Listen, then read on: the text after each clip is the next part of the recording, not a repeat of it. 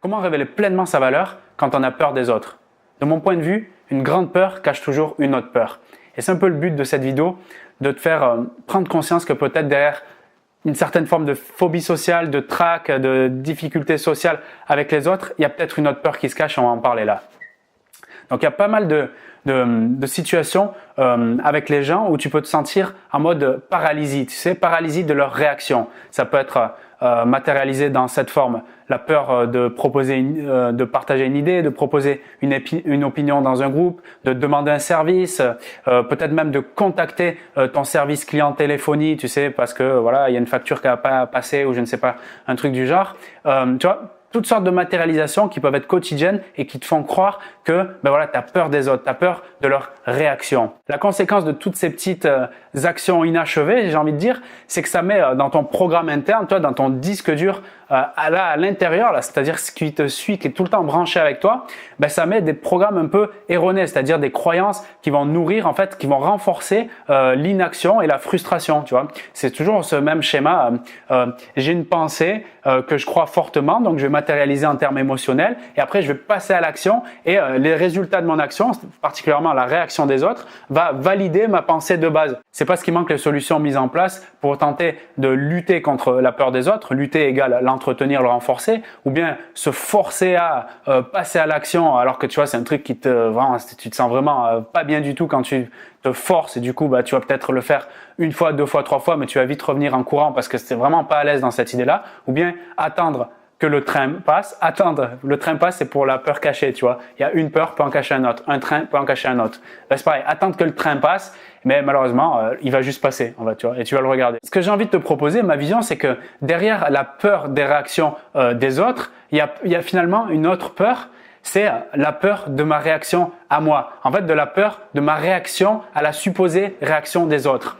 Je te donne un exemple. Imagine, tu travailles dans une équipe, tu vois, et tu es chargé, ou c'est ta mission, c'est ton rôle, je sais pas, de proposer donc un nouveau planning. Tu vois, cette équipe, elle a un planning, elle a déjà prévu des choses par rapport au planning qu'elle a déjà. Et toi, ton rôle, tu vois, c'est de proposer un nouveau planning. Donc, il va changer tout ce que les gens avaient déjà prévu potentiellement. Donc, la peur numéro 1, la peur supposée, ça va être le rejet de l'offre, ça va être peut-être la perte de confiance de cette équipe, tu vois.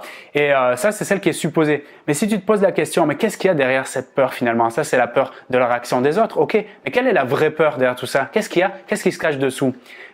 Peut-être que cette vraie peur, ça peut être donc ma réaction à leur supposée réaction, comme je te l'ai dit, à savoir que s'ils refusent, du coup je vais me sentir dans l'embarras, je vais être peut-être mal à l'aise, peut-être par rapport à leur potentielle réaction, je vais me sentir dans une incapacité à m'en remettre, quoi. En fait, je suis pas capable de remettre. S'ils me disent non, oh là, j'ai une réaction terrible, c'est foutu. Et finalement, la vraie peur, c'est celle-là, c'est la peur de moi. C'est pas la peur des autres, c'est la peur de moi. Donc quand tu considères le problème de cette manière, tu n'es plus en mode si j'ai peur des autres, finalement, ce qui peut se passer dans ma vie où je suis pas à l'aise, c'est à cause des autres. Finalement, c'est un rejet de la responsabilité quand je dis j'ai peur des autres. Et dans ce cas-là, si je rejette la responsabilité, je suis dans le statut victime. Et dans le statut victime, tu peux pas agir à part juste valider que tu es une victime. Donc victime, quand je dis victime, c'est dire peur des autres et être paralysé à faire des choses. En gros, plus rien faire alors que j'ai des millions de choses à proposer, tu vois. Ne serait-ce que appeler le service client, ça me permettra peut-être d'améliorer ma facture, etc. ou d'avoir des nouvelles offres, tu vois. Si je le fais pas, je vais payer plus cher tous les mois et tous les mois. C'est ultra frustrant, quoi, tu vois. Donc c'est au niveau quotidien, à grande échelle. Après, par la suite, ça peut faire des miracles, tu vois, de surpasser ce truc. Donc tant que je pense que c'est à cause des autres, que j'ai peur, que j'arrive pas à faire les choses, machin truc, qui me renvoie à cette image, c'est juste foutu. Je pourrais juste pas agir. Donc pour agir sur la peur, non pas celle des autres, mais la vraie peur, la peur des moi, qu'est-ce qu'on peut faire? Première étape, c'est d'identifier, comme on l'a fait là, la vraie peur. Et en se posant la question, mais pourquoi j'ai peur? Je m'apprête à proposer ce planning. Là, je ressens une peur. Ok, j'imagine que les autres ils vont rejeter mon truc, etc. Non. Pourquoi j'ai vraiment peur? Est-ce que c'est leur jugement, leur critique du fait que je change d'avis et du coup peut-être je suis perçu comme une girouette? C'est ça alors? J'ai peur de la critique. Ok, c'est noté. Deuxième chose, j'isole cette idée qui fait peur. Puis je modifie cette hypothèse vers une qui est plus agréable sur laquelle je peux agir dessus. Imaginons que ce qui me pousse à agir par rapport aux autres, c'est la peur de la critique. À ce moment-là, je me dis, mais ok, comment je me comporte par rapport à la critique? Est-ce que moi-même, je suis un esprit plutôt critique? Et là, tu vas commencer avec cette question que tu te poses, mais regarder qu'effectivement, peut-être, quand quelqu'un propose quelque chose, tu es le premier, même sans le dire verbalement, mais dans ta tête, à te dire, c'est pas terrible ce qu'il fait, tu vois. Donc, à émettre des critiques par rapport à ce que la personne fait. Et forcément, d'entretenir cette énergie de la critique ou de cette hyper exigence envers les autres, tu vas te la répliquer avec toi-même. Et du coup, quand tu vas être soumis donc au potentiel regard, jugement et donc critique des autres, ça va être extrêmement paralysant pour toi d'intervenir et c'est là que cette peur, elle va te retenir. Tu vois qu'en isolant la vraie peur derrière la peur des autres, tu peux découvrir finalement que si tu es un peu difficile avec les autres quand ils proposent quelque chose, forcément tu l'as avec toi et quand c'est à toi de le faire, comme c'est une sensation qui est désagréable, tu vois, d'être soumis à son propre jugement,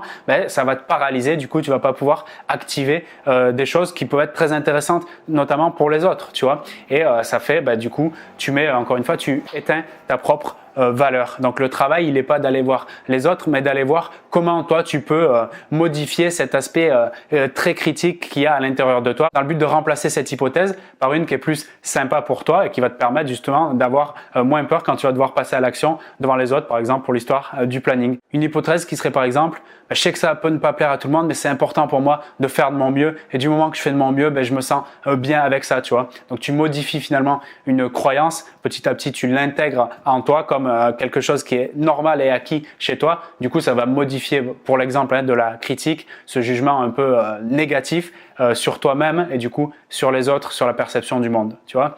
Donc voilà le partage que je voulais te faire ici. Bien sûr, c'est pas dans une petite vidéo que je vais t'aider si tu es dans le cas par exemple d'une phobie sociale ou d'une grande difficulté à aller vers les autres, à proposer ton truc. C'est pas en 5 minutes que je vais t'aider donc à fracturer cette peur des autres, mais déjà si ça te permet de prendre conscience que finalement la vraie peur elle vient de toi, avec toi, pour toi et qu'à ce moment-là tu peux retravailler vraiment là-dessus, c'est déjà un grand pas. Du moment que déjà que ça te permet de te dire voilà, j'ai un grand pouvoir dans le sens où je peux modifier moi consciemment en fait ce qui me gêne, ce qui me perturbe dans l'objectif d'aller vers les autres et de proposer des choses, c'est déjà énorme parce que tu es déjà là dans le job d'avancer sur ce sujet-là précisément et de réussir beaucoup plus rapidement que si tu étais encore dans l'idée que en fait c'est à cause des autres que j'ai pas ci, c'est à cause des autres que j'ai pas ça, que je suis pas capable d'entrer en réaction parce que ils me font peur, etc. Ou voilà, lui il a l'air méchant, etc. Non, il a pas l'air méchant. Il y a quelque chose chez moi qui est difficile par rapport à la réaction potentielle d'une personne que j'estime être méchante. Donc qu'est-ce que j'ai à l'intérieur de moi qui me gêne par rapport à la méchanceté? Peut-être j'assume pas moi-même d'être quelqu'un d'avoir un peu un côté méchant et d'être un peu dur, comme j'assume pas ce truc-là, je suis pas à l'aise avec, forcément, si ça reflète à l'extérieur, du coup, je vais pas être à l'aise. Donc, je vais éviter les situations où potentiellement il y a des gens que j'estime être méchants et du coup, je vais me replier sur moi. Tu vois le chemin? Donc voilà, si tu veux aller plus loin, je te propose 25 façons d'enrichir tes relations, donc tes relations avec les autres, mais aussi tes relations avec toi-même. C'est déjà un bon tremplin pour te sentir beaucoup plus à l'aise dans les situations sociales, les situations relationnelles, peu importe leur nature, sentimentale, professionnelle ou familiale. Donc, tu as le lien dans la description de cette vidéo pour y accéder. C'est une formation totalement offerte. Et autrement, je te dis à très vite pour d'autres vidéos. Salut!